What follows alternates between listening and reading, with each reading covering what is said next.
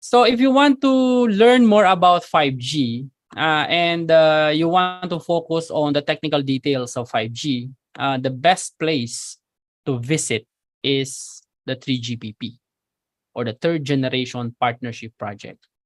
So the 3GPP, they have their website. So that is free. You can access the website for free, of course. And you can also download the specifications and the standards that you want to study. Especially if you're working with the vendors or operators or suppliers, and then you want to study the different protocols or the different standards and applications in 5G, you can just go to the 3GPP website, okay? And then you can browse, no? Yung kanilang website. You can see here, advanced plan for 5G. You can see here what are the different plans. And by looking at this website as well, you can have an insight. What will happen? What might happen in the future? Tama ba yung mga pinagsasabi namin, or are you in the right path in studying telecommunications? And what are the things that I need to learn to further adapt in the future? Okay. So if you look at the 5G standards roadmap, you can see a different release. Okay. So there's a release 14, release 15, 16, 17, and 18. Release 15 is what we call the 5G phase 1. So this is where the first 5G was released. Okay. Currently, we are now in the release 17, and the release 18 is still ongoing. And the release 18, we'll call it the 5G Advance. Okay, 5G Advance. Okay, so you can see it in the timeline that as the roadmap progress, no, it's going to what we call the 6G, no. But the 6G roadmap still not standardized, pero it's already in the plan, and we're expecting it to be what do you call this, standardized by the start of 2028 to 2030.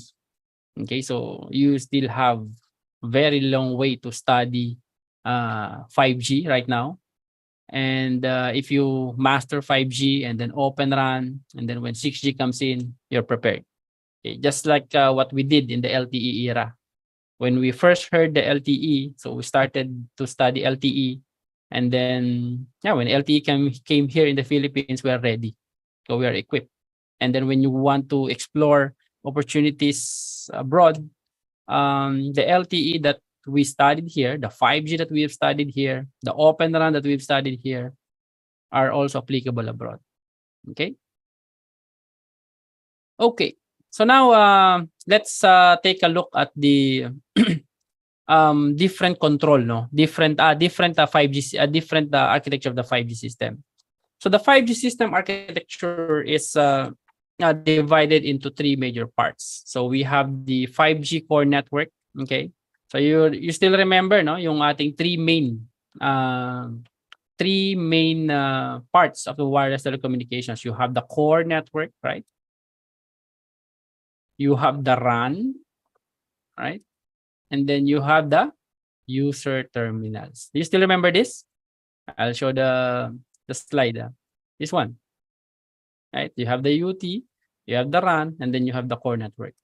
When we talk about 5G, it still follows the same concept. Okay? Nagbabago lang yung pangalan and functionality, pero the concept is still the same. You have the core, you have the RAN, and then you have the user terminals. So the core will be called is called the 5G core network. Okay? Or the 5GCN.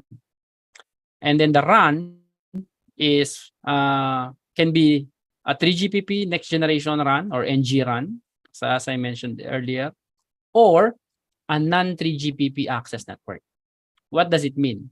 It could be a wireless local area network based on a Wi-Fi or a non-3GPP interworking function. You can connect it sa ating core network. And the NG RAN, marami siyang variations. Marami siyang combinations. So we have a different architecture for 5G implementation. You have the standalone new radio, standalone long-term evolution, standalone base station using NR, and then the standalone base station, and using LTE as the anchor. And then you have the user equipment. So when we talk about this, different